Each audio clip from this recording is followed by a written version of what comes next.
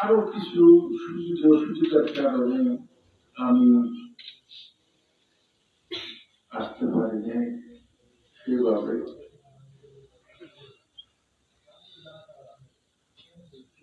আল্লামা ইকবাল বলেছেন, आखिर आखिर वही होता है जो मंजूरे खुदा होता है। শেষ পর্যন্ত ওইটাই হয় যেটা আল্লাহ পাক মনোনীত করে, মঞ্জুর করে।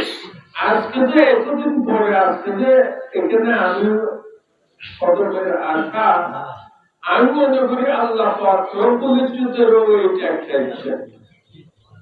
আল্লাহ পাক দয়া করে আমার এই আশাকে, এই মাহফিলকে, এই যারা উচিত হিসেবে বিভিন্ন টাকা পয়সা শারীরিক আর্থিকভাবে কষ্ট করেছে, আপনাদের সকলের আশা অবশ্য উপস্থিতিকে আল্লাহ পাক দয়া মেহেরবানি করে কবুল আর মঞ্জুর করে।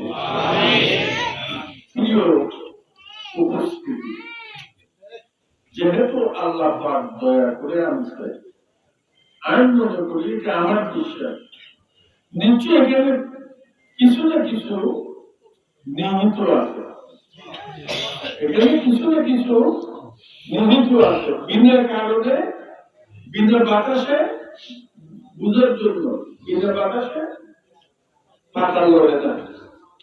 তো যদি আল্লাহ পাকের কোন ইচ্ছা না থাকেও, তাহলে এখানে আশাও হবে কেন, আপনারাও আসবেন কেন, আয়োজনও হবে কেন? তো এখানে এটা কোন মাঠে ময়দানে ওয়াজ মাহফিল না, এটা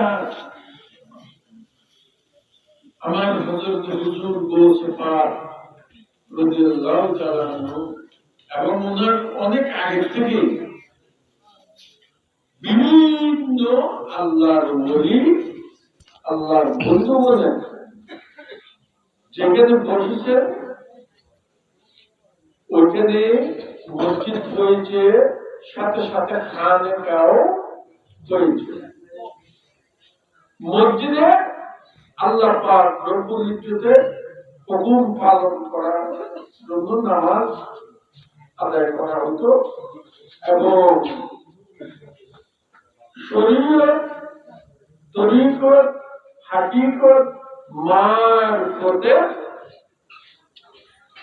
শিক্ষা আল্লাহর ওলিগণ, আমাদের মুরব্বিয়ানে কেরাম, বুজুর্গগণ এই খানেকার মাধ্যমে আল্লাহর বান্দা নবীর মধ্যে কি শিক্ষা দিবেন।